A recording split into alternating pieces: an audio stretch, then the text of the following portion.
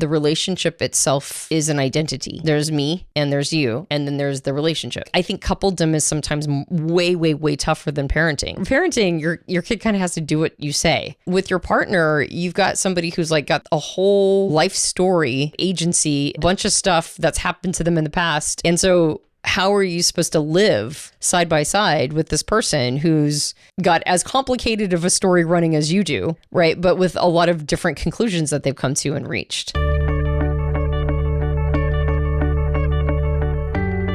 Hi, welcome back to the Personality Hacker Podcast. My name is Joel Mark Witt. I'm Antonia Dodge. You had a subject you wanted to bring to this particular podcast, but I'm going to co-opt it. You are? Yeah. After we hit record? After we hit record. You were going to say a thing, but I don't know what I don't remember you were going to bring a question, like one of those mismatching questions that you like so much. We'd already talked about this. Yeah. Okay, so where are we heading then? I'll set my tea down and lean in. It's actually not very complicated. I was just going to say happy anniversary.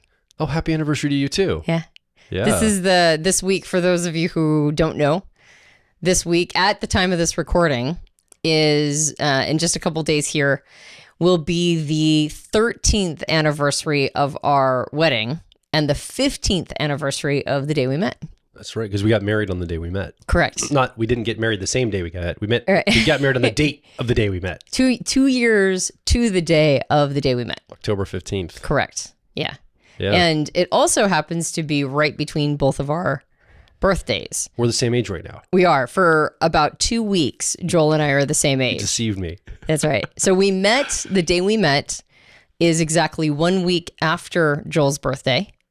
And it's exactly 1 week before my birthday. Yeah. And so I'm 11 months and 2 weeks older than Joel. And so on exactly the midpoint, that was the day we happened to meet. And so that was right, like that we were the exact same age. We were the same age. Yeah. In the math of our lives, we were the same age. And you had just turned, we met when you just turned 32? 30s, maybe 31, 31, 32. Yeah. And then I 32. I would have just turned 32. And I was just about to turn 33. That's right. I was 32. Wow. Yeah. So anyway, happy anniversary. I remember feeling older back then. Now 32 feels like a kid to me. I'm like, oh my gosh. I'm like, wow, I was so young and immature at 32. I thought I was like, a real grown adult I'm like, old person now. Yeah. Yeah, exactly. Not even close. Yeah, but I feel now. I think we're still youngish. Oh yeah. I think we still have a little bit of time, but at that time, we were babies, had our whole lives ahead of us. And and so I just wanted to kind of celebrate that. It's been 15 years since we met. Yeah. And we met at a neuro-linguistic programming conference, which is about as nerdy gets. And we met at an NLP conference. Not that I learned anything at that conference, because within a couple days after we had met, like we were running off to go make out in the corridors of the hotel of the conference. So it's not like I got that much out of NLP. It's not like I know NLP or anything, even though I went to like a 6-day conference, but I got to know you. Yeah. I think the interesting thing about meeting you there was I was in a big reset moment in my life. I had been separated from my ex-wife for at least 2 years, and it was very difficult, very traumatic for me. And I had these 2 little boys that we had. So we had been separated, but then we got back together for a summer. I didn't know the intent was to get pregnant again, so I thought we were getting back together. And a little trick, a little like, oh, okay, now I see the dynamic playing. So I learned a lot. My naiveties were updated quickly on what that meant. So we got back together for a brief time, and she got pregnant a second time after we had separated. I think the first time when Gunnar was born, we had separated within a month or 2 after he was born. And I remember that, like, it was really jarring and shocking to me. And then a couple of years later, we got back together for a very short time, like a summer, like 4 or 5 months. And she got pregnant with Sawyer. And then I don't even think it was, she waited till Sawyer was born before we started the pulling apart process. I felt like a sperm donor at the end of it all. Yeah. I was like, oh man, okay. Like, and is that what my utility is, I guess? By separated, you mean like you got kicked out. You got kicked, asked to leave. Like, hey, you need to go find another place to live. So that's where I was. I was living in an apartment by myself for like 2 years. Co-parenting these 2 little boys. Very little, like, a toddler and a 3-year-old. And they'd come over and visit me, but I was isolated. I was by myself in Baltimore City. I was working at the zoo at the time. Mm-hmm. And the goal at the time was to extract myself from the career, like the job I was in, working in the marketing department at the Baltimore Zoo. And I wanted to start a business or do something. So I was tuned into all these blogs and business things online, and I would spend my lunch breaks and my evening, anytime I could, studying online business. I thought, this is my pathway out of this life, this stuck point. I'm not making very much. I think at the time I was like generating it was like $30,000 a year, and I'm paying child support and so I have nothing. I was barely making it financially, and it was really tough because I had to show up for these two little boys. Emotionally, I was broken. I felt very devastated by this situation. It wasn't a good end. It was still hostile and difficult, and I was really misunderstanding the situation, what was happening. I kept kind of coming back in good faith, trying to repair it. Yeah, I thought, okay, well, it's my problem, and I got to figure this out. And I try to take responsibility, and it only made it worse in some ways. So maybe someday I'll go through all of that. But the point I'm making is, when I met you at the NLP conference, I wasn't looking for somebody. I wasn't looking for a partnership. I wasn't on the hunt for a person. I didn't even think it was possible at this point. I'm just trying to save my life in this moment. Yeah. Right. And I had a chance at the time on that weekend when NLP was happening. It was Wyatt Woodsmall was teaching it in California, in Los Angeles. And there was another conference, Blog World, happening in Las Vegas. Yeah. And I had been up till that point going to PodCamps and these different blogging and podcasting conferences. And I was signing up to give free talks. They weren't paying me to do it. Right. But they would let me go on stage and talk about, marketing and social media and all these things that were starting up in 2006, 2007, 2008. This is before even NLP. Yeah. So I'd been doing this for 4 years. For 4 years, yeah. Trying to connect to that community. When social media was totally in its infancy. I'm testing podcasts. I'm trying to bring it into the zoo. We're doing YouTube videos of the zoo and try to they're actually pretty good from even 2007. And we're trying to bring the new media into this very old school kind of, it's a nonprofit, but it's like a public government agency sort of, and very old thinking. Yeah. I mean, the hours were 8 to 4 every day, kind of business hours, it's just very weird. Anyway, I remember thinking, oh, okay, I have this choice in front of me. I can go and further this quote unquote career I wanted to be in. But this NLP thing, it's a 5-day thing. I trust the guy that's teaching it, Wyatt, and then our mentor, Eben Pagan. And I think this would be good for me. I think I'll be able to have a leg up and understand how people are thinking and understand how their mindsets are going. This will be the thing that unlocks the next development for me. I'll be able to read people more than they can read themselves, I think, is what I was hoping for. And I'll connect to a community. I knew there was a lot of entrepreneur, business people there. So I was going back and forth, and basically it came down to, I just felt really strongly to go to the Los Angeles event, the NLP event. Yeah. And I borrowed money to be able to pay to get there. I didn't have any cash. I had to get a voucher for the plane. And it was I went in debt to get there. I have no idea why I was this motivated, because he had been running events for years and I had never taken the trip out there except for this one little marketing event. But this one I just felt really drawn toward. Well, you just had to go. Maybe it was the energy of you there. I have no idea, but I got there, and within 2 or 3 days, you and I meet. And then I don't remember anything about NLP. Nope. Literally, we just skipped out in class and made out in the hallways and ran around the event. We drove to Santa Monica and walked around the pier. It was by the LAX airport. So we just went around 3 o'clock in the morning, got donuts, and one night, I remember just hanging out with you constantly. We couldn't get enough of each other. It was basically love at first sight. And then getting on the plane to come home, I was devastated. I was like, man, I feel like I'm leaving a piece of myself back there. And then the rest is history. You contacted me. I think within a month, I sold all of my worldly possessions. I broke the lease on my apartment. Yep. And I decided to go out and stay out in Las Vegas with you for a period of time. And I ended up there for a year. Yeah. In this hacker house of sorts. Well, remember that internet marketing kind of this business house. It was kind of like a little incubator. Yeah. It was a bunch of internet marketers that all lived together. Yeah. And somehow I found my way there. And then I after we met and we came home, I hit you up. I think you thought it was just gonna be a weekend romance, and then I wasn't gonna contact you anymore. I'd fallen pretty hard, and I was like, oh man, I guess this is over. But I really liked her. That was devastating. That's it. That's all I got. I didn't know it was gonna go anywhere. Yeah. And then the next day I'm like, hey, what? And then we just didn't part basically from that point on. Pretty much. Yeah. So it's, well, for somebody who wasn't expecting this particular podcast topic, you certainly had it, the story locked and loaded. Well, I'm a perceiver. Yeah. You're like, oh, this is the direction we're going. Okay. Well, time to tell the story. Well, I guess the point is, like, I think this is where it happens. When I'm not looking for something in my life, that's when I find it. Yeah. Like, when I don't, not that I don't care anymore, but when it's like not the most thing that is I have to have, and I'm just doing something else, the thing that I am not thinking about is like, oh, that's right here. Like, I wonder, had I been pursuing a relationship and like obsessing about it and thinking about it and all this, I wouldn't have found you. Right.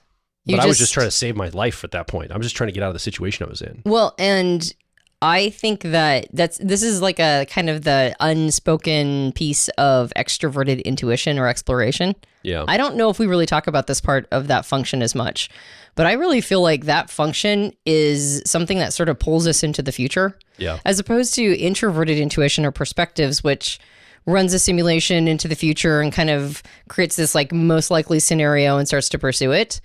I feel like extroverted intuition or exploration sort of pulls us to the next step, and it pulls us to the next step. It's kind of, it's like an instinct, not a gut instinct, but more kind of like this is the next thing I should be doing. This is the next thing I should be doing. Why? I don't know. I just know that this is the next right step. And so it's being sort of pulled into the future as opposed to foreseeing it and then moving towards it. Yeah. Or at least that's how it's always worked for me. And so, so it's unsurprising that, I mean, maybe blog world would have been a better move, like in your career, but now we co-own Personality Hacker. So I guess that's where your career went. Yeah. Yeah. And it probably was I think it was a better move. I like to think so. Yeah, I think I made absolutely. the right choice. Yeah, for sure. I had a speaking gig at Block. I could have gone and I was going to get on stage and speak there. I know. It wasn't just like attend. I had the opportunity, I think, to speak. They had invited me to, not to pay me, but they were going to let me get up and maybe get clients, and and I'm so glad I went as a student to the other event. Yeah. Of course, I didn't learn anything. You didn't learn anything. I still got value out of it, though. Yes. Yeah, absolutely. NLP worked for me. Yeah, NLP worked for me. Regardless. I think it's interesting, too, like I think about the fact I live in Gettysburg, Pennsylvania, which if you're from outside of the United States, most people know Gettysburg, Pennsylvania if you're a U.S. citizen, because it's the pivot point or the pinnacle of the American Civil War in 1863 is when the battle was fought. It's when the tide turned. Up until the point of this battle here in Gettysburg, it looked like the southern states were going to win the war and be able to separate away from the United States. They were basically saying, we're sanctuary states that you can't come and tell us what to do, and we're gonna like separate away. Right. And they were winning. Yeah. They were actually gaining traction, and the federal government was like, oh no, and Abraham Lincoln was like, this is bad, and it was looking like they were going to lose it all. And then they had marched north, and this was the pivot point. And so Gettysburg's always been on top of mind. I was obsessed before a teenager, a young kid, with Civil War. Like, I would dress up in the Civil War outfits. I would play Civil War games. I would like study it. I would just obsess about it. Every time we would come toward Gettysburg, I'd make my parents stop here, or at like battlefields on the whole East Coast, like Civil War battlefields, some Revolutionary War in the U.S., but I was just obsessed with the Civil War. I don't know why. I mean, I think I know why now, but at the time I didn't know why. And I kind of just, like, I was so obsessed with it. It was almost like my younger self would have loved to live in this town. Yeah, your 9-year-old self is like super jelly of your now self. But I'm 13, 15. I start getting onto like more FI artistic things. I'm no longer wanting to be in the military like I wanted to be when I was 9 years old. Now you want to be Ansel Adams. Yeah, so I want to be photography and a filmmaker. But it's almost like the universe didn't forget the wish of the 9-year-old. Mm-hmm. And then it gave it to me in my 40s. Yeah. When it doesn't matter anymore. Yeah. I don't care. I mean, I actually found a renewed appreciation for Civil War time stuff. Yeah. And a more perspective to it, and maybe an answer why I was so obsessed with it when I was younger. Yes. And yet I don't care, and yet I got given it. Like, I get to like live next to a battlefield, something I was obsessed with at 9 that doesn't have the same resonance. Yeah. It's almost like we send these echoes in the universe, and then as long as we're not obsessed and we let go of them and we're not too holding on too tight, it's like the universe is like, okay, well, that's your energy field, that what's kind of what you like and what you want. Here, I'll give you a version of it. As long as you don't hold, as long as it doesn't have to be your way, you can have access to some of it. Yeah, that's been the story of my life, honestly. One of the deeper principles of the concept of unattachment. Yeah. Right. You want something, but then you unattach. and then you're more likely to run into it. Yeah, I'd be curious if you're watching or listening right now, do you have a version of this? Do you have something in the comments below this video or audio or whatever you're watching, whatever platform you're on? Would you be willing to reflect like, yeah, you know, when I was younger, I was always into this thing. And then now that I'm older, it doesn't matter so much, but yet I have it. Or I wasn't looking for my partner and here I found them. Or like, I wonder if this is a pattern, if this is just me, but I think other people might experience this too. If they're holding loosely to something, I wonder if, again, I'd love to hear from you. Yeah. Put in the comments what your experience with this. Or no, it never works for me. No, I never got anything I wanted. Yeah. If enough people say that, I'm like, okay, Right, then it's just me. But if they're like, no, actually, Joel, that's true. When I was like 9, I really wanted this. And it's sort of like a half version of it now in my life. It's weird how the universe answered my prayer. I don't know what I would say about it, but like answered the call of it or the interest of it. Yeah. I'm more interested in these things for a reason. Yeah, for sure. Energetically. Yeah, for sure. So anyway. Yeah, no, I was... I have no idea where you're going with it, so I'm just being... I know, you're offering such great... I mean, there's lots of different places we could go. But the reason why I wanted to say, well, first of all, happy anniversary, because it's how many times is it the 15th anniversary of the day you met? That's true. Right. So there's a piece of me that's just kind of like, I like the math of it, the math of one's life. And this is the math of our life. And so at the 15-year mark, I'm like, hey, happy anniversary. Congrats. Yeah. Congrats. Good job. I'll give you a kiss later when I can reach you. All right. That sounds good. I've been really kind of thinking about this idea of stewarding the relationship. I mean, the crazy thing about the two of us is that we're never apart. And by the crazy thing, I mean crazy that we're able to not kill each other. Right. That's what I thought too. Yeah. I mean, it's like we're always together. Doesn't mean I don't want to. Yeah. No, there are plenty of times when I'm fascinated about ending your life, or fantasized, I'm fascinated by the ending of your life. I'm using ChatGPT to do deep research on this. I got agents out generating reports back to me. I have like terabytes of information on my hard drives, Joel, on how to end your life, just in case. And get away with it and run off with that sweet, sweet insurance money. No, I mean, there obviously that me saying fascinated by and what I meant fantasize. No, I heard you. That was supposed to be the joke, but obviously that's facetious. I mean, but there are definitely moments when I'm just like, why am I even doing this? Like, what's the point? What's the payoff? The answer is the intensity of our relationship is effectively sort of the center point of fueling everything else. And it's probably because I'm a sexual subtype in the Enneagram. I'm a sexual 3. And so having the sexual instinct is like there's an intensity to the relationship that creates like the center of aliveness for me. And so it's really important for me to make sure that I help steward it. And we had this conversation before where you're a social subtype, you're a social 6 in the Enneagram. And as a social subtype, you're just instinctively more focused in on basically the broadcasting of us. Yeah. Does that make sense? It's like you're attuned to our position and standing in the world. Well, the public packaging and the image that we cast out that direction. Right. Exactly. It's fascinating to me. Yeah, exactly. And so your attunement tends to be a little bit more on like the business and on the media we create and the content we create and how we're marketing ourselves and all of that. Like it's really interesting to you. Whereas like I'm always focused on the relationship itself. And to a point where I know for a fact that if it was up to me, I wouldn't have a podcast. I wouldn't have a podcast for 11 and a half years. I wouldn't have like a front facing company. I wouldn't be making content on YouTube. I wouldn't be doing any of this stuff. This is something that you definitely are the steward of. And I rely upon and lean heavily on you to keep it going and to make it happen and to have an energy source to continue to keep ourselves attuned that direction. Whereas for me, it's like, is the relationship good? Is the relationship good? Like that's the thing that I'm constantly and perpetually attuning to. And I think it creates like a really good balance between the two of us. But just this last year, and I think we even mentioned it in a previous podcast, you did this really unexpected thing where you took some finances. You were the steward of the relationship. You set aside some finances for us to be able to go to a couples retreat. And it was something that was very high quality, right? It was a very high quality retreat. And so it was not, it wasn't like inexpensive, but it was something that you felt the need to to some of the kind of the sort of the spoils of war, like the results of you being the steward of our company and the steward of us front facing and all of those things, that you helped allocate some funds to really kind of focus in on us. And one of the things, it was brilliant. It was a beautiful, retreat. It was really intimacy building. Yeah.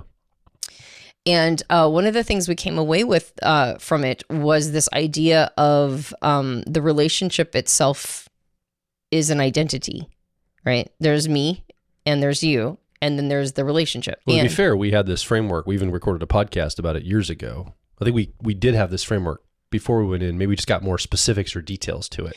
Yeah, well, the recommendation was to name it, right? To have a name to it and almost understand its personality and recognize what it is. And I don't know if this is revealing too much for you. I actually didn't check in. But We'll find out. I guess. Okay. So tell me if I'm getting too much into the intimacy of our personal relationship.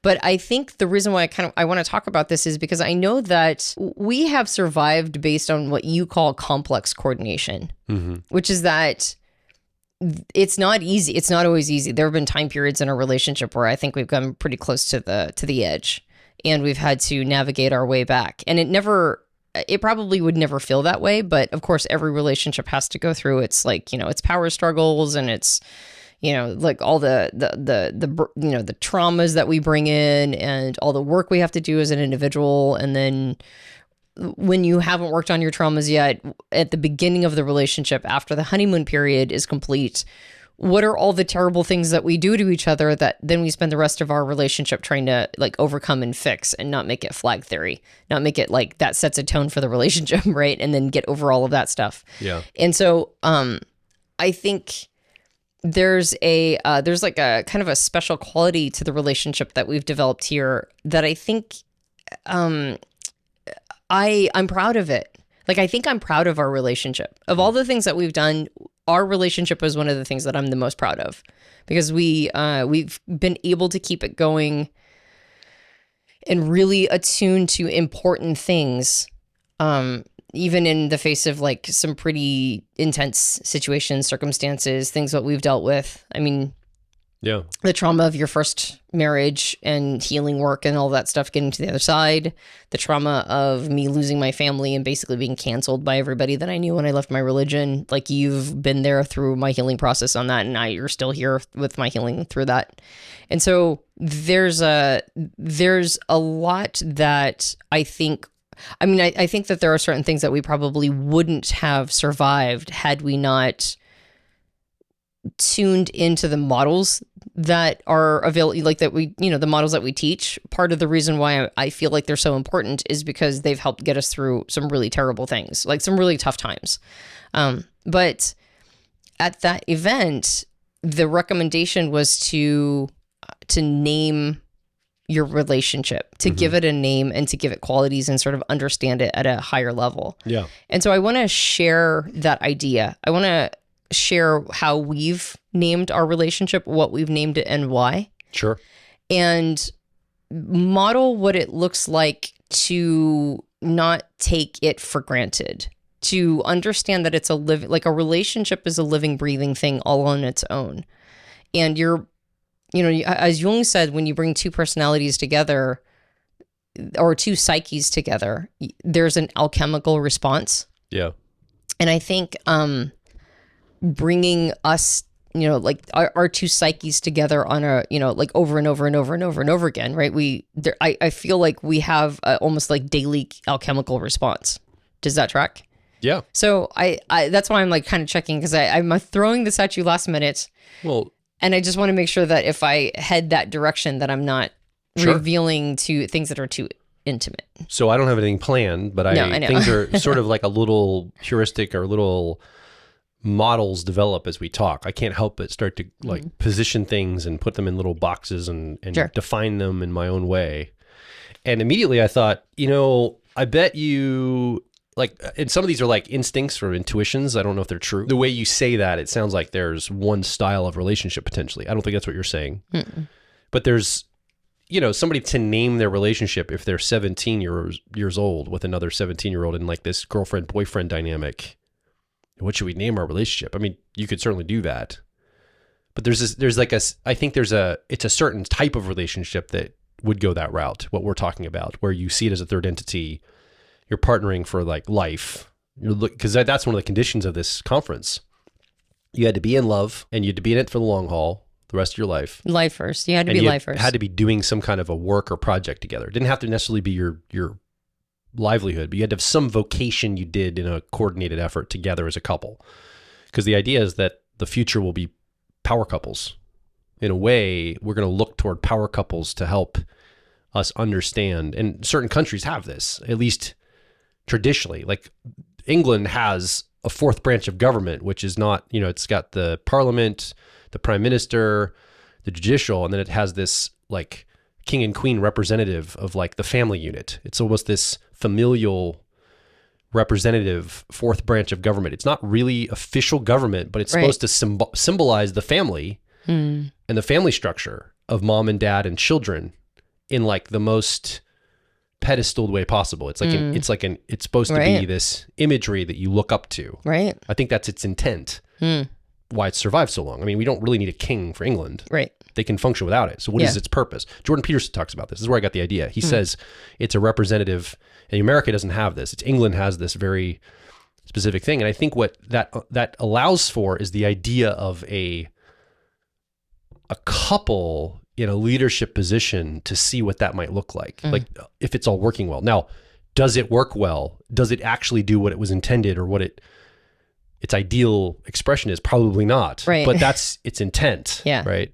Like an archetypal intent. And you can see people pinning their hopes on the next generation down. Charles' son, what's his name? William and his wife, Kate, right? I think people are seeing them as that representative model. And they're like hoping they're going to step into that. Right. And I think there's other images of this, that people look to, whether it's appropriate or not. Right. People put people in these, I think Charlie Kirk and his wife were this kind of couple, whether you like them or not. That's what they were trying to, like people were trying to see them this way. Well, and I think Hollywood power couples end up being this for people Brad too. Pitt and Angelina Jolie, well, like they that whole been, thing. But that exactly. type of thinking. We pin our hopes on like sort of these archetypes of coupledom. And that's kind of like a modern royalty in a way. And it's almost like, I have an avatar for what that couple looks like, how that looks and how they treat each other. And it's almost parental in a way. I look up to these like fake, they're not my parents, but they're in a parental role. I look up to that as a couple. Yeah. So I think that's a particular type of relationship that most people are not in right now. Right. I would say very few people are in a relationship like that or have the opportunity for that. Or don't even think about it as a thing to aspire to. Yeah. Like the idea of a power couple or the idea of, I think we're pretty firmly entrenched in this culture in two people being sort of well matched in capacity or in status, or like nobody wants to have higher status than the other. It's like equal power and equal say in the relationship. I think we're pretty well entrenched in that in Western culture. Yeah. And there's something to be said for that, as long as what also comes along with that is a sense of responsibility.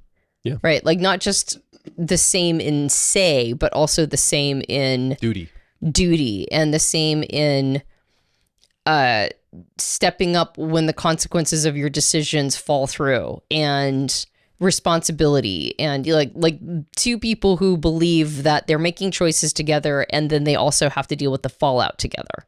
Right. And then also, and the complex coordination, I think, comes in when you are trying to make decisions where two people disagree. How is the relationship going to decide? Right. And I think that's where the idea of the third entity comes in. And I think you're right. I think obviously it's a model of mature relationship, mature love. Like you said at the event we went to, it's like you had to be lifers, right? We're in love for life. We're going to be together for life. And we want to work on projects together. We want to contribute we want our coupledom to contribute, not just support each other contributing separately. Correct. We want to coordinate in some coordinated contributive way. Now, having children is a very easy way to make this happen. Yes. So it's not that not everyone has this available to them. It's that do people enter it with this framework is really the question. And I think that even people that have children, which I would consider a shared project of sorts, a shared goal, a shared reality. Yeah. In some ways that makes it worse sometimes. It doesn't help it. It actually drives people further apart because it just showcases the actual disagreements of how they want to accomplish something. Yeah. And so in some ways it can put a wedge. Depending again on the people and the relationship, everybody's different. Yeah. Working on a project together definitely points out areas where you have like values clashes or disagreements or for sure. And when children are the first time you worked on a project together, then there's so much weight to it. It can separate, but at the same time, it can also bring people together because they're working on this project together. I was talking with my son Sawyer last night. We were driving home we went to see a movie together. He's 17 right now. He's going to be 18 soon.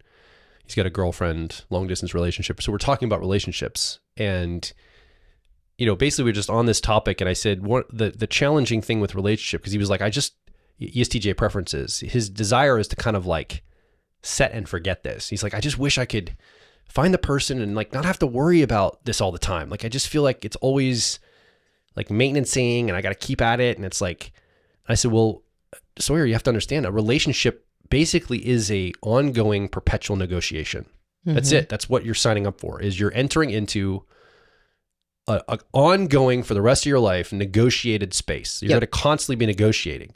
You can't set it and forget it because the circumstances keep changing. You guys get together, maybe you move jobs or places or you have a kid. Like every new thing requires a new negotiation. And we keep changing as individuals. Yeah, we keep changing. So the reason why you can't set and forget a relationship is because of that. And so you have to get good at understanding, okay, what does that negotiation in the most mature way look like?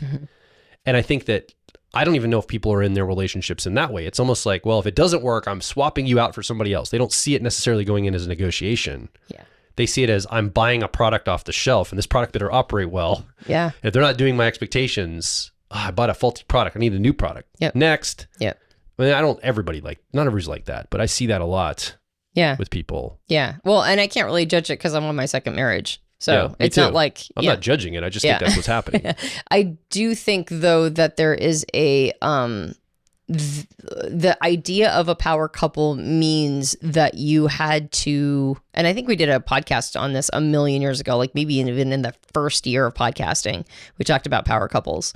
But I think there is something to be said for if you're going to be in a power couple relationship, and that doesn't even mean that you're both like at the top of your game in your career, or you're in, like, when I think of a power couple, I think of two people who are qualified for leadership, who have learned how to lead together.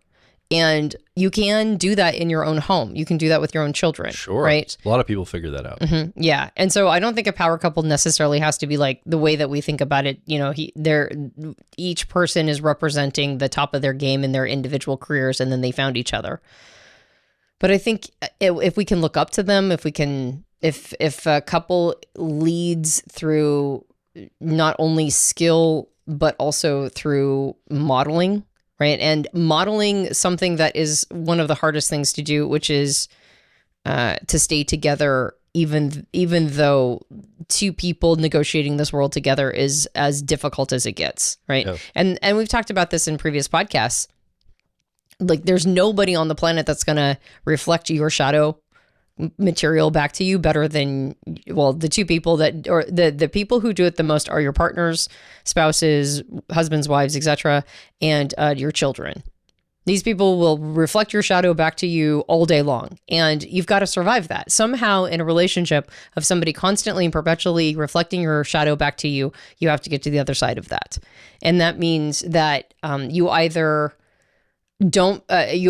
break intimacy and live side by side and don't let the person reflect your shadow back to you, like figure out how to make it so that there's enough space between you and them so that they're not pointing it out all the time. Or you go full throttle into the intimacy and you figure out how to deal with your shadow being reflected back to you all the time, which requires us to update our we have to update our egos all the time, which is why you said it's a constant negotiation. It's like we're changing. If I'm having my reflection, my ego, or excuse me, my shadow reflected back to me by my partner constantly, I have to figure out what that means for me. I have to figure out what that means for the relationship. I have to figure out whether or not I'm going to do something about that, or if I'm going to project it back onto them and I'm going to blame them for it. There are so many really subtle skills that have to be developed in order to stay in that kind of relationship. And I remember somebody at the intimacy, the couples retreat that we went to, said that they hope that couples, like a really strong couple, they hope it becomes a status symbol at a certain point. Now, that's a very social subtype way of looking at things. Like if it becomes a status symbol, then people will want to do it. And the person who said it was a social subtype. But I can see, I mean, I can see the value of that. I can see the value of making it so that a strong power couple being high status, not because they're high status in other ways, but high status specifically because they keep their coupledom together. Yeah. Right. And they keep it strong. I can see that being like, there's a lot of value to that. When I think about instincts in the Enneagram, and I keep talking about being a sexual subtype and you being a social subtype, but in the Enneagram, there's 3 instincts. It's self-preservation, sexual, and social. For survival. For survival. These are instincts for survival. And so the erosion of us being able to do coupledom well, the idea that relationships are almost entirely social, and that we have social circles, and that we kind of swap partners a lot. And I don't mean like swapping coupledom partners. I mean like a lot of casual, casual relationships, and sort of, like having them be vetted by friends, that they've already been intimate with, and like having this casualness around intimacy, basically. I think it actually erodes one of our primary key survival tactics, right? The survival strategy of pair bonding, of going one-to-one. And while you don't have to be with that person your entire life, a lot of sociologists say things like we're serially monogamous as humans. We tend to have relationships, like multiple relationships throughout our lives, but we're loyal to a single relationship at a time. Yeah. And that's probably, that's because we haven't always had really super long, People died in war or childbirth, and so you had to swap partners because they died out. Yeah, the life expectancy was not always high. And so it kind of evolved along with our hunter-gatherer probably. Yeah. We probably died more. But we know this, we died more. Yeah, exactly. It's modeled after these animals that mate for life, right? Like wolves mate for life, and hawks mate for life, and a lot of birds mate for life. And so it's modeled after that. It's like a very, very, very deep instinct inside of us. And so if we can get coupledom down, if we can figure out how to really leverage that as a survival strategy, right? And we have each other's back. That's the point. The point is that I have your back and you have my back. And in the same way that, in movies where people fight back to back, like swordsmen or whatever, or they're surrounded by enemies and they're fighting back to back. It's like I always think about that when I think about the sexual or one-to-one dynamic, the subtype, right? The instinct of it is that I've got your back and you've got my back, and we're kind of in it together, and we're sort of fighting every challenge that comes along together. And I think if we can really tune into that, we can sort of relax a little bit more. Now, of course, there are plenty of people who are still looking for that person. And I can appreciate that it probably feels like a place of privilege to say, it's like, like just be better at your relationships, as opposed to acknowledging that it can be very difficult to find that person, right? It is legitimately hard to find the person that you can fight back to back with. But that's a whole different topic of, becoming the kind of person that somebody else wants to have as your back-to-back swordsman, right? Like, what do I have to be telegraphing to the world that indicates that I'm going to have somebody's back? I'm going to be loyal. I'm going to fight, the world. I'm going to be with you fighting all the challenges. It's you and me against the world. Like, there's an energy that we carry when we're willing to be that kind of partner. And I think that's key, really. But all of that said, and I know that I introduced this topic, and so you don't know where we're going, and you can't steward it as well. I just don't want to hijack it either. I will just say that what you just said. I just want to make one comment about the shadow trigger. Mm-hmm. I would just make this comment. I think it's harder to be on the side that's triggering the shadow in the partner than it is to be the one that's getting your shadow triggered. Oh yeah, why is that? You have no power or like ability. You're not the one that has to do something about it. Yeah, you're at the mercy of you're like, at the mercy. oh crap, I triggered Antonia's shadow stuff. I said something that made her rise up in her shadow stuff. I just gotta be supportive. I just have to like, if you trigger mine, I can get mad, I can thrash, I can have to go, okay, why am I mad? I have to look at this. Wow, okay, maybe it's something really true about me that I don't want to see about myself. And I have to go do the work, and like, I don't want to, and I get upset. It feels like it's in my control and I have the ability to do something about it. And I got to go to work on it. And it's like, okay, I finally accept, yes, this is something real. I actually have to do it. I do it. I try to overcome it. I practice the new skill. Like, it feels so much more. But when you go, and you're upset and I'm triggering something in you, I'm like helpless. I'm like, how do I help you? And I try to offer, it's like, it only triggers more. It's like, okay, crap, that wasn't the right thing. I don't know what to do here. It's like a third rail. How do I stop triggering her? And I can't do the work for her. Like, she doesn't even realize she's triggered right now. Like, what do you do? Oh God. Like, and then often you're like trying to, like, as a defense, the partner's trying to trigger back something that they know will get the other person. And so trying to defend against that so I don't lash out or be upset. And so I think I don't know if it's your experience, but when you're triggering me, I bet it's harder for you than when you're being triggered yourself. Oh yeah. You feel like you're like walking in a minefield. You got to walk on eggshells. You got to be like, okay, sorry, I'm not in that space. I'm not all in the fighting stance. It wasn't my shadow that got triggered. Yeah, it wasn't my stuff. This is my stuff that I'm fine with. So it's like, I think that is like the hardest part about relationship for me. Is I don't know. That's hard to know what to do. And I'd be curious if you're listening or watching right now, is that something you would contend with? Is it easier for you to deal in the relationship you're in when you're triggered? Because you can actually, you're in charge of yourself. So it'd be curious to know, is that easier for you, or is it easier for you when the other person's triggered and you can show up for them, or is that harder? Like, which one of those two is harder for you? When you're triggered or they're triggered? Yeah. Obviously, when you're both triggered, that's probably the hardest because you're both like seeing red and can't even. I don't know. Even I think a direct fight is easier than me trying to backpedal and talk my way out of a triggered situation. Yeah, and I'm sure that is the exact same way back. But that's always the case, right? I mean, what did they say? The power away from person has usually the most, like the rebel or the person who doesn't want anybody to take charge, but they won't take charge either. Like, they're the ones who end up having all of the say in a situation. They're controlling the dynamic. And so an immovable object or whatever. Yeah. So it's like the person who's triggered, even though they feel like they've been wronged, is almost always the person who's like controlling the dynamic in that moment. And some of us know that is how it works. Yeah. And we use it. I mean, I've used that to my advantage as a weapon. Yeah. You hurt my feelings, and now I'm in control of the dynamic, and now you've got to, boy, is that toxic. Yeah, like that's a whole conversation around triggers that we've had conversations around triggers before, so I don't know if it needs to be gone into, but I just wanted to make a comment, and we can keep going to where you wanted to go. Yeah, I was just going to say that the conversation around triggers is a lot more complicated than just try not to trigger people.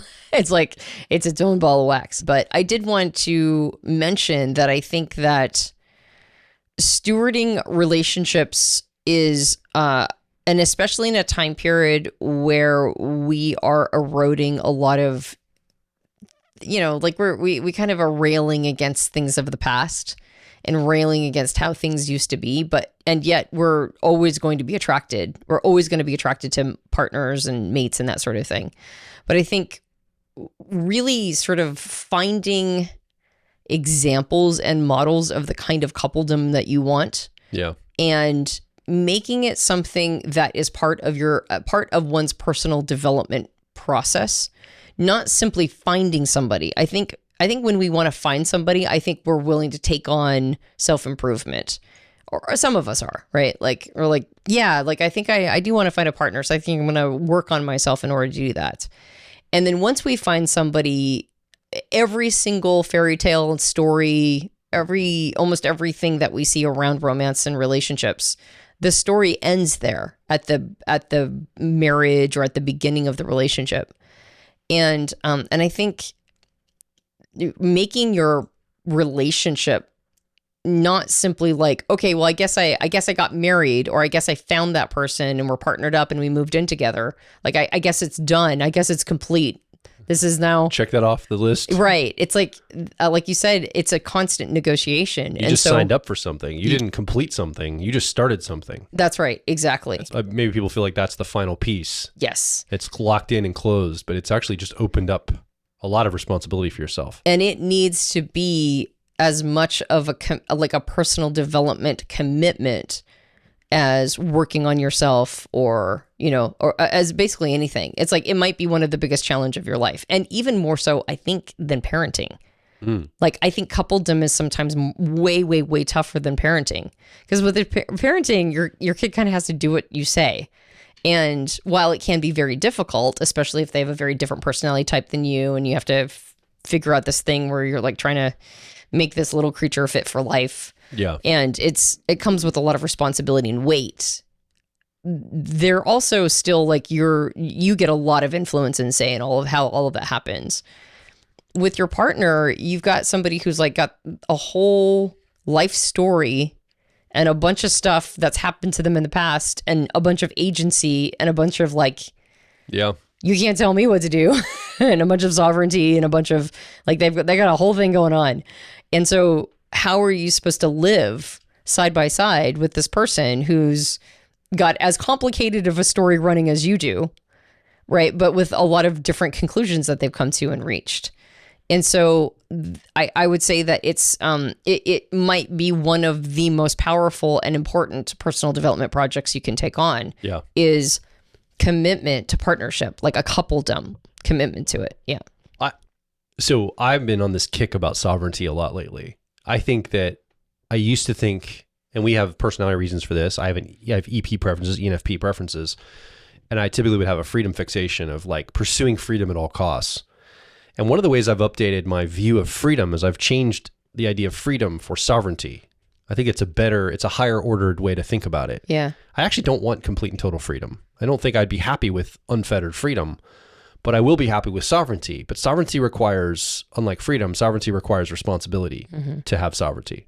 Like a sovereign country, if they say screw off every other country, that means they have to 100% be able to take care of themselves, grow their own food, protect themselves. If they're not going to trade with any other entity outside of themselves, they get to do that. But that means they have to be self-sufficient and sovereign within their own borders. So I'm starting to see the human person as like a sovereign. I have borders around me. And there's qualities to this. It doesn't mean that I have complete and total freedom, but I have choice.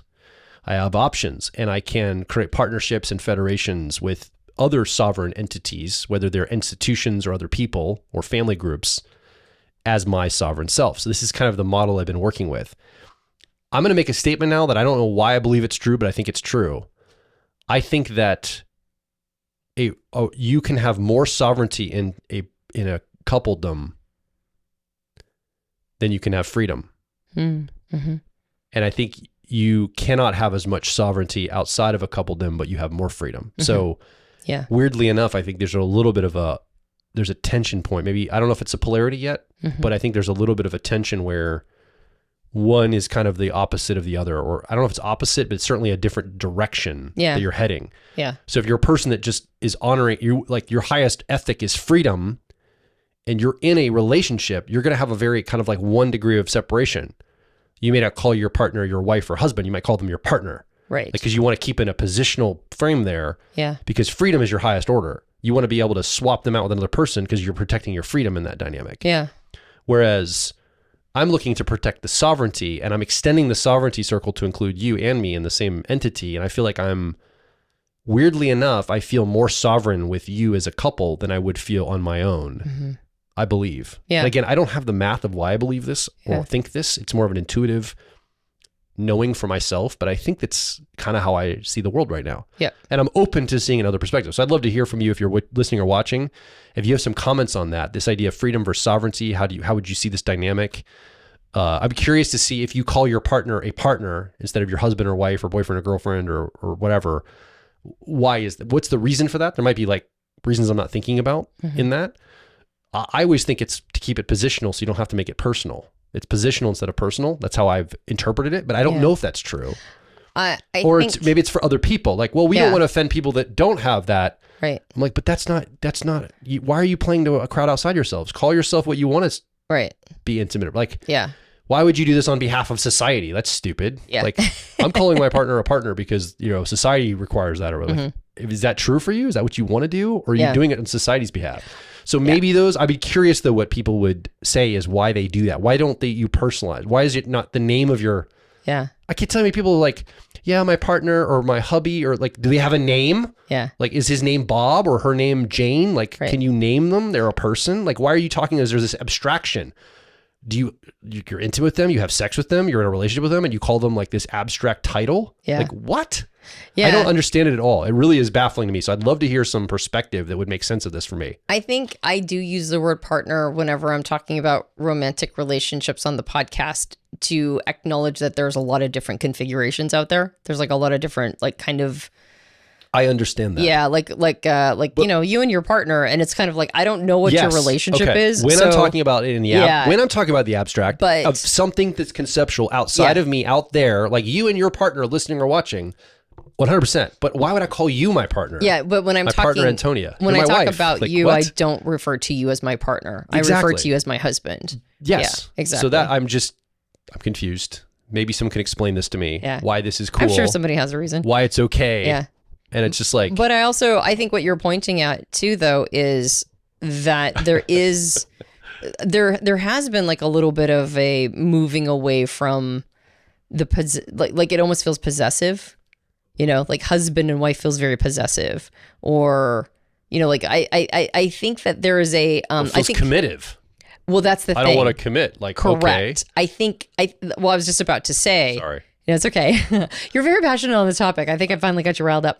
You hit a button. I hit a button, so that's great. Yeah, exactly. Because I think you were like, kind of like, where are we going with this podcast? But you're like, I don't care. I'm going to say a thing. I think that there's like we consciously think that it's a desire to not be as possessive, but I think the undercurrent is a desire to not be as committed. Yeah. And I don't think everybody, there's going to be, I'm sure I just wildly offended somebody who's like, well, I call my spouse my partner and I'm totally committed. So I'm not saying that if you as an individual do that must be your intent. But I think on a macrocosmic level, I think on a societal level, we are training each other to use sanitized words like partner. Sanitizing our relationships. And I don't think that we understand that it is sanitizing or it's also so weird. Eroding or being corrosive to the concept of commitment. And I think commitment is absolutely required in order to have a strong coupledom. In order to have that third entity be really powerful and strong, the number one thing that it needs, it needs to feel secure in the same way that a child needs to feel secure in a relationship or safe, and that we need to feel safe and secure in the relationship. The relationship itself needs a sense of security. It needs to know that it's not just going to end cavalierly at any moment. Yeah. Like each person in the relationship is not just going to bounce because it's not what they expected. Of course, we're not talking about abuse or harm. That's a whole different thing, right? Anytime that enters, that's a whole other conversation. Yes. All things being equal, you're not an abusive dynamic. Yes. You're talking about commitment and kind of sticking with something. Correct. Not when it's unpleasant. Correct. Right? When it's unpleasant, you stick with it. Yeah. And I'm not also suggesting that people stick with something where the person has been unfaithful. Sure. Right. If infidelity is a part of it, not to say that a person can't forgive their spouse or their partner or whatever in that relationship, they obviously can. If there was infidelity in a relationship and somebody decided to either stay or leave, I would have no judgment because that's somebody else's relationship. That's not mine. They get to decide that. Yeah. What's negotiation? It's a negotiation. That's right. And there's a new negotiation. The information has changed. Yes. So the negotiation's back on the table now. Correct. Because we'd agreed to something that was broken. Yeah. So now the new negotiation to be made. Yeah. Otherwise, the old is out. Yeah. Is basically what's happening. If there's violence, if there's abuse, if there's infidelity, there's like a handful of things that shatters a coupledom or potentially shatters it. And the coupledom itself was never, like, if you're in an abusive relationship, the coupledom itself was like, it was kind of, there's no coupledom though, right? If the person's abusive, there's no coupledom, right? Because there's no safe place. Being respectful to the entity that you're in. That's right, exactly. They're being disrespectful to that and you as a person. Correct, exactly. So we don't have to belabor that. I just want to make sure that we're not saying stick with that kind of situation. Right. but commitment can carry you through when nothing else can. In other words, you're like, I can't stand this person. I'm so upset. Yes. Blah, blah, blah. Yeah. And then you go, man, I had a public wedding in front of all my family and friends. I committed publicly. I mean, I'm honestly like this. And you're like, I don't know, like, I feel like that commitment needs to be honored in some way. So let me try again, even though you don't want to. Yeah. And it's almost like this safety mechanism that's there. Yeah. If it was entered in good faith and you realize, and I think that's why weddings are public. It's the entire community of your family and friends is to say, we support you as a couple. And you're publicly declaring that you're committing to each other. And so we're seeing this, we're witnessing it. Yeah. The whole world's witnessing it. You're not getting out of this now. Yeah. And it's kind of like, that's part of it. It's like doubling down publicly in front of others. Yeah. That's the advantage to marriage, to a wedding, is that, or wedding first and then marriage in general. Commitment ceremony of some sort. Yeah. Or a commitment ceremony. The advantage to it isn't simply that you get like all the legal benefits, right? I mean, that's good too. But the advantage to it is that you are making a public declaration of commitment. Yeah. And, like I said, I'm on my second marriage, so it's not like I made a public declaration of a commitment that I broke, right? And that I had to get to the other side of. And so it's not that I don't believe that there are ever circumstances that would create that kind of thing. But I also feel like if I did it on this second one, well, now I'm kind of making a statement. Like, am I actually just a fickle person that can't make it through? Like, can I make, and this is me personally. Like, if a person's on a third or fourth marriage, like, that's your business, that's your thing. But I do think that there is something to be said for me to go, and we didn't have a public marriage or wedding. Like, we had a very intimate wedding. We had a Quaker wedding, actually. And a Quaker wedding is in Pennsylvania. Pennsylvania is the only state in the United States that allows a provision for this, which is that you don't have to have somebody officiate your wedding. You can marry yourselves, and you don't have to have anybody around. But you do need somebody to sign a paper that indicates that it was real. And then if anybody questions it, then the burden of proof is on you that you actually did get married. But you and we married ourselves. And so it's not like we had like this big event where I'm going to be embarrassed that everybody came to my wedding and then gave me gifts, and now I'm not following through. It's more that I want to be a person of my commitments. Mm-hmm. And so having made that commitment means that even in the time periods where I'm like, why am I doing this? This is totally not worth it. That I go, well, but I also want to be a person of my word. And so how do I get to the other side? And almost always, once I've done that, once I've like gritted my teeth and gotten to the other side, I'm like, thank God that I didn't separate. Thanks God that I didn't flounce, because now we're in the situation where we're working hard together as in a relationship, and we've gotten to the other side. Like we're stronger because of it. And I think that commitment also creates some resilience. So anyway, all of that said, because we're probably going to have to wrap up pretty soon, and it's been a little rambly, but I just want to kind of touch on this idea that I think is actually really important. Yeah. I think actually couples are very important. I think they're a way of the future. I think coupledom is in very uncertain and unknown times that are coming for us in the future. I think like strong coupledom is going to be a big part of how we survive. Like we've got each other's back. And I think that we are not as I think a lot of people have a mistake around maybe sexual subtypes as being promiscuous.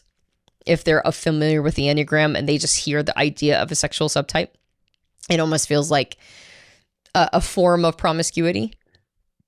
But actually, I think it's more related to aliveness, intensity, creativity, and sticking with this one person, right? Like sticking with somebody and really committing to them and the way making out is them through. Yeah, exactly. Right? Yeah, exactly. Sorry, I didn't mean to cut you off. I'm sorry. Keep going. Yeah, no, it's okay. So before we close up, I do want to talk about just as a model for what it can look like in a mature relationship. Yeah. What it looks like to name your coupledom. Yeah. Yeah. What it looks like to have this third entity be something that's real and living and breathing almost on its own. Yeah. That two people, because when we're in a fight, you told me something that recently that I thought was just, I think it's been a game changer. You said, when I'm furious with you in a fight, when I'm so mad, that I just want to, I know that I'm going to harbor resentment against you. Righteousness. When I know righteousness comes in, Right. I know it's very dangerous for me. You said, I want to separate out and pull back. Right. Okay. Well, why don't you say what you said? Oh, I can say it again. Yeah, I feel like we're in a dynamic or we're maybe in an argument and I feel righteous. I want to withhold connection from you. I don't want to touch you physically. I don't want to withhold connection. And I've started training myself. The moment I feel that retraction, I must, and I ask you consent because we're upset. I'm like, can I touch your shoulder? I'll like reach out and like get close to your leg or something. And then if you're okay with it, I'll kind of touch your leg or something like that because I want to make sure you know. And it's actually not for you. Mm-hmm. I'm not doing this on your behalf. That's why I'm careful. I'll just reach out and like hover. And then if you like aren't like if you don't like swat it away, I'll just like lay my hand on your leg or something because it's one of those moments where we're really upset. And I'm upset and everything in me does not want to do that. Everything wants to take my toys and hold them in and go away and pout and cut off. And I know that if I do that every hour, every day, I will continue to fester that gap and I'll have less desire to want to reach out towards you. And I want to hold on to that. So the moment that starts to enter, I've tried to train myself to reach out. And it's very dangerous because again, you're upset. It's like, you don't really want me reaching out in those moments. Yeah. So it can almost feel like rejection, too much, right? Like, yeah. No, I don't want you touching my shoulder right now, right? Like you might even pull back and I have to like be very sensitive to that and like not reach out. But I'm trying to train myself to physically find or hold my hand out like this and just keep it out and just stay there present with you and allow you to come and put your hand in mine. Yeah. And I usually do. I usually and my goal there again is to get leverage on myself because I know myself and how I will play it. Well, it's very insidious and I've got to get a hold of it. And when you said, I don't do it for you. Yeah, unfortunately. Sorry. No. But I do it for us, I guess. Well, that's the complete thought. The complete thought is that you're doing it for the coupledom. Mm-hmm. It's not for me. It's not for you. I feel like I'm losing in it. Right. Like I feel like I'm losing something when I do it. Right, exactly. You have to kind of take a hit. And then sometimes I'm so mad that I reject, right? I go, no, I don't want you touching me, right? And so then you're really losing something then, right? It's not only did you not stand up for yourself or whatever feels like is being lost, but then you also made yourself vulnerable to rejection. You pull your arm back or your hand back from exactly. Yeah. But I told you, I said, I've been noticing this behavior for like probably the last 6 months I would say really 6 months to a year. And even when I'm in a snit and I reject you, later on, I'm like, man, I was such a jerk when I reject him, right? And it has me like go, why did I do that? Like, why was I in that state? Why did I want to win? And I instinctively, I know it's for us. I know it's for the coupledom.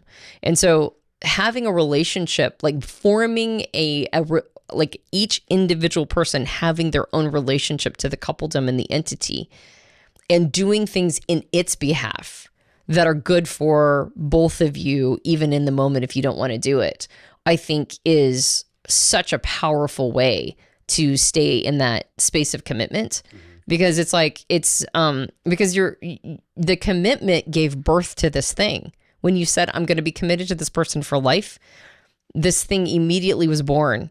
Right. Yeah. And the only way for it to thrive is to feed it and nurture it and love it and get its needs met and see it as its own creature and as this like sort of beautiful alchemical response.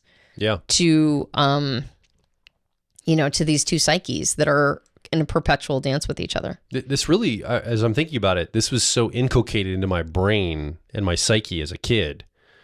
And probably you too. Reason why this is so natural for us to think this way is because there's that scripture about when a man and woman get married, they become one flesh. Mm-hmm. And it's almost like this idea, this metaphor or this merging of like, they become this new creature together. Like, like in our Christian days, when our faith backgrounds talked about this, like, becoming one flesh and creating this new unit together. Mm-hmm.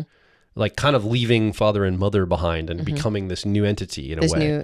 This new thing. Blessed by God in the framework. But it kind of is like that third entity. And so I think it was a very easy one for us to understand and adopt and even kind of step into. Maybe. I mean, you had better, like your parents illustrated it better than my parents did. I wouldn't say that. I mean, I think theoretically, You still had the framework though. but the framework was there, but I don't think idea. that I always had the best models. Sure. Right. Like I had a That lot matters. I had a lot of couples around me that were very like Yeah. sort of interested, and were always fighting for, like they stayed in that power dynamic for a long time, and like decades. Some people are stuck in a power dynamic for decades. And so the scriptural concept was there like from an early age, but I don't think that I saw it playing out. Yeah. Your parents have a very lovely relationship, and so I could see you also. They do have like a third entity that's very obvious between the two of them. Yeah. And I'm sure my parents did too. I just don't know what it would be. But so to illustrate what we mean by this, by naming it, is it took a little while, but we came up with the name for our coupledom, and it's called Silphium. Silphium. Silphium. And Silphium, like it just sort of hit all the spots, right? It just, everything that I learned about the concept of Silphium. Well, it's ancient and modern at the same time. Right. So it's ancient and modern. And it has its roots in love. And it's, so what a Silphium is it's a plant. And there was a version of it in ancient Greece. And it's different than the contemporary plant that we have in North America that's also called Silphium. So it's two different plants that have the same name. One is an ancient version and one is a modern version. Yeah.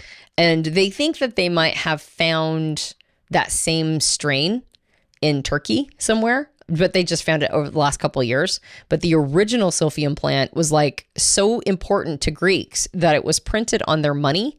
And it was also written in their myths. I think it's like Homer talked about the Silphium plant.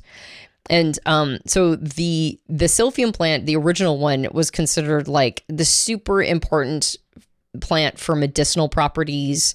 The root of it was harvested for all sorts of medicines. It's like Viagra of its day, right? And also for, no, not Viagra, contraception. Oh, okay. It was, actually, no, it was considered both. It was an aphrodisiac. It was both, you're right. I mean, I don't know if Viagra is an aphrodisiac, but you I know guess, what I mean? yes. Like it enables the situation to happen. Correct. So it was considered. So it's like their version of that. Both an aphrodisiac and a contraceptive. Yeah. And so it was like a very important plant. And the seeds, when they fall, and the actual plant itself kind of almost looks like a yellow version of what we would think of as like Queen Anne's lace. It kind of looks like that. But the seeds, when they would fall, they would dry and they would split. And that's where we get the shape of a heart. Symbol. The symbol of the heart that means love comes from the seed of the Silphium plant. So it represents love, and it was an aphrodisiac, but it was also medicinal, and it was very important. And so that's the ancient version of the Silphium. The contemporary version of the Silphium is a North American plant. It's like found exclusively in North America. And it's also called the compass plant because of how the flowers show up. And it's also a yellow flower, but it kind of looks more like a daisy. And the way that the Silphium plant positions itself is north-south, so that the blooms and the plants and the leaves always get a sufficient amount of sun, right? So it's not like in full sun or not, but it's like it's the way that the leaves grow. It's like north-south facing, so that it will always get a little bit of indirect sunlight. Then indirect sunlight. Yeah. And so that's also called the compass plant, which of course we chose the compass as our symbol for extroverted intuition or exploration a long time ago. But it's called the compass plant because if you look at it, you can tell where north and south are just based on the leaves of the trees or the plant itself. And so it's almost like a natural wisdom that is born into this plant. So it's like the ancient version of it is... The etymology. The etymology is like beautiful because it's, it's where we get the symbol for love. It's extinct now. They've basically overused it in Greek times, and so that strain in Turkey might be a strain left, but most of it's gone. Like we don't know this we don't have this plant anymore. That's right. The ancient version. The ancient version of it. We don't know for a fact if the one in Turkey actually is there. They have speculation, but yeah, it was an super important plant, and they don't know if they actually bred it out into extinction, or not bred, but harvested it into extinction, or if there was some other natural phenomena that happened. But that's like the apocryphal wisdom is that it was so it was such an important plant for them that they might have over-harvested it. And then, so that's the ancient version. And the contemporary version is a plant that has wisdom within that also helps tell people what direction north is, right? Yeah. Like the helps, it's a compass that helps people with this natural wisdom. Helps people find their way. Helps people find their way. Which is kind of what our relationship's about. Which is kind of what we're all about. That's right. It's diagnostic and helping people find their life path and what they're wired to do. That's right. So the word Silphium seemed to be the most appropriate for all of those things. And so I think this idea and written in there is, you know, like the word we chose also tells us what we think is the personality of our relationship, right? Yeah. It's like we think that it's born of an ancientness, right? But also contemporary. We feel like it's built on helping people find their path or find their direction. We feel like it's the heart and the, you know, sort of the deep symbol of love. We feel like it has medicinal properties, right? We feel like it's like the word we chose tells us what we think our relationship is all about. And so in these moments of fights or these moments when we're trying to get to the other side and we go, I'm doing this for the coupledom, I'm doing it for Silphium. Like we've literally said that to each other. Like you've told me that you're like, I'm doing it for Silphium, right? I'm doing it for the relationship. And that just kind of sets a different tone. Oh, yeah. Yeah. It's like, oh, yeah, like there's a thing here that also needs attention and attunement. And it's not just me and it's not just you. And what can we do together to nourish this thing so that it is part of our survival strategy. So it is part of how we get through all of this. Yeah. It's not as instinctual for me. It all made sense to me, but definitely I have that social subtype. So I'm just imagining you listening or watching right now as you're tuning into this. If you're, have more of that sexual or one-to-one bonding instinct, like Antonia talks about, that's in the Enneagram, all of this is going to be something that you probably deeply resonate with. You're like, oh my gosh, I would love that dynamic, or I've already created that dynamic and I love it. I think this is a beautiful thing. If you're a social subtype or a self-pres subtype, I'm imagining that you are like me, you're open to it potentially, but it's like not necessarily the thing that's occupying how you would, like it's just not your normal attunement. So you might have to learn from other people, like the person that you're in your relationship with, your husband, wife, boyfriend, girlfriend, partner, however you want to talk about it. And I still want to know how people talk about it. But that person, like you might need to, like I learned from you, Antonia, as a one-to-one bond person. I have more of that social. And so I tried to tune in, okay, and you've definitely stewarded it for us. So that's the other thing is I think one partner kind of takes on a little bit more of the burden of this. And I think that's okay, especially if the other one's not wired that way. Now, if you're in a relationship with another one-to-one sexual bond subtype, oof, you guys probably don't have a lot of friends outside your relationship. Yeah. You probably don't go places to hang out with other couples or anybody. You're probably really into yourselves, and that could be cool. That's fine. I'm a little jelly of two people who are both sexual instinct in a relationship. I bet it's spicy. They just listen to the Beatles and have no money. Yeah. Not necessarily. All you need is love. Yeah. Just stay in their little cabin in the woods for their entire life, like on a perpetual honeymoon. Yeah. The point is, though, I don't think that everyone's wired as deeply as this. And some people might even recoil at this. And I think what I'm trying to say is if you're a person that maybe doesn't just automatically attune and resonate, be curious, not combative. Mm-hmm. Like, don't just throw out what we're talking about just because it's something you don't necessarily resonate with, or you don't think it's possible, or you've been there, tried that, done that. Like, maybe there's other wisdom here too for other things besides just a relationship, but there's something around this idea of a third entity in a relationship. Yeah. And I think that it's something that I think people would really get a lot of benefit from. Mm-hmm. And seeing it that way. And maybe that's something that you can, you think about like families that used to have all sorts of markers of their family and markers of their relationships and markers of their essence. Wealthy families still have this, but us common people don't have this as much, like family crests and the house of this. And, these like, it almost seems pretentious or like an older age of sorts to think that way. But I think these are things that our ancestors were tuned into that we've lost. And it was some of this kind of thing. It's a household that I'm a part of, not just one person and a couple of them. Like I'm part of a bigger entity and you and me are running this together, Antonia. We have children, you have stepchildren. We have friends and family and extended, and we have a business together. And I kind of feel like we're maybe not king and queen, but we're sort of like at the top of this like thing that we're helping steward and lead. And I think that is a really interesting relationship. Yeah. And so I'd love to hear from you again. Where are you at in this experience? Has it been a struggle? Have you found somebody? Have you found ways to be in that dynamic? Is it something you'd still like to find? Mm-hmm. What's your experience there? I know a lot of people have a lot of pain around relationships, and it's really a challenge for a lot of folks. And maybe it's because we don't have a lot of good models like this. We don't have a lot of good ways of understanding what we're entering. We don't really, it's just kind of like, oh, I guess this is a person I'm with now, and we stumble into it maybe. Yeah. Or we're too eager for it. Like, okay, I got to lock this in, and it's all on paper, and it's all right. Okay, we're here, and we're together. And it's like, whoa, okay, that's a little bit too much too. Yeah. Where's that sweet spot? Mm-hmm. Yeah. In somebody's life.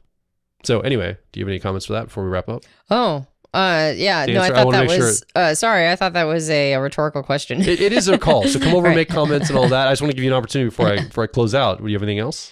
Do you feel pretty complete? No, I think I feel pretty complete. Okay. Yeah. I think I just wanted to, I mean, I think there was a piece of me that was like, maybe I'm being a little indulgent, but I just wanted to say happy anniversary. Happy anniversary to you. It's almost 15 years. I love you. Since we met. And I think that's a big deal for me anyway.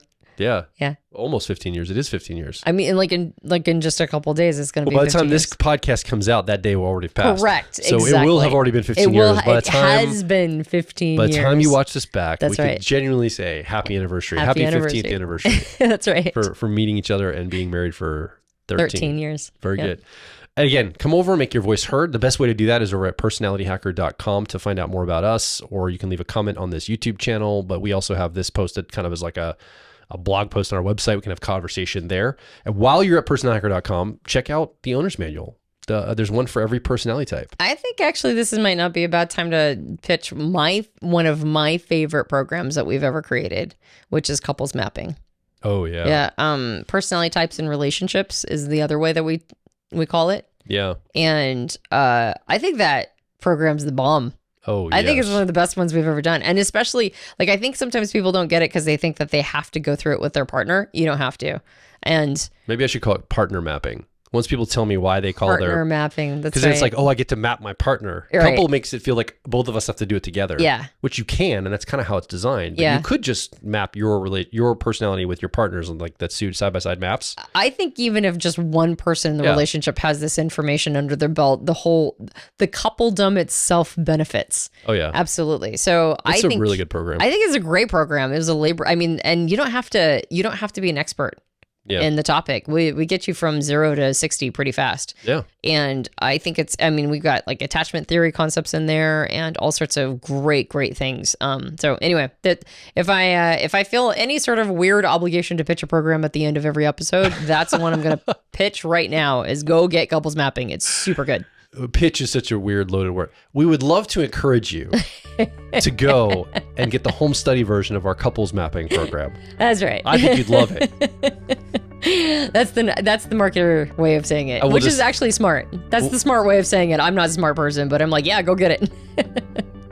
My name is Joel Mark Witt. I'm Antonia Dodge. And we'll talk with you on the next Personality Hacker podcast.